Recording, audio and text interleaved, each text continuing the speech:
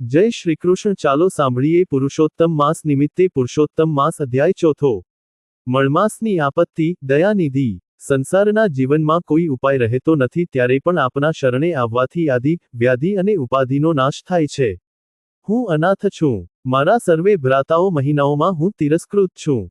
જંગલમાં સૂકાપણ ખાવા સારું પણ ભાઈઓ વચ્ચે અપમાનિત રહેવું ખરાબ.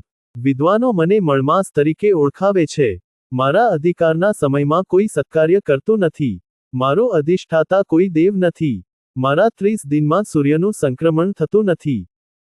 માતા દેવકીને આપે કંસના ત્રાસથી મુક્ત કરેલા, યમુનાના વિષયુક્ત પાણી પીને મૃત્યુ પામેલા ગોપાલક બાળકોને આપી જીવિત કરેલા, દુષ્ટ દુશાસનના પંજામાંથી દ્રૌપદીને છોડાવેલી, તો આપ મારું રક્ષણ નહીં કરો? એકલ અવતરણ ચિહ્ન. અને આટલું કહી તે રડી પડ્યો. ભગવાન વિષ્ણુએ કહ્યું, વત્સ, દુઃખમાં રડવાથી કોઈ લાભ થતો નથી.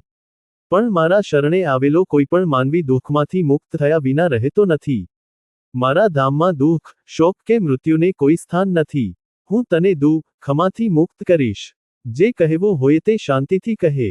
મળમાસે આંખો લૂછી કહ્યું, ભગવાન, મારો તિરસ્કાર ન થાય. અન્ય મહિનાઓની જેમ મારે પણ અધિષ્ઠાતા દેવ હોય. મારા કાળમાં સત્કાર્યો થાય તેવી કૃપા કરો.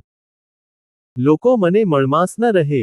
મારું યોગ્ય નામકરણ થાય તેટલું કરો. અને તેણે ભગવાનના ચરણ પકડી લીધા અને ઢળી પડ્યો. સુતપુરાણી કહે છે કે હે મુનિઓ, ભગવાન નારાયણ કહે કે હે નારદજી. ભગવાન શ્રીકૃષ્ણ કામ્યકવનમાં અર્જુનને કહે છે કે અર્જુન, આગળ શું થયું તે સાંભળ. એકલ અવતરણ ચિહ્ન. ઇતિ શ્રી પુરુષોત્તમ માસ અધ્યાય 4 સંપૂર્ણ.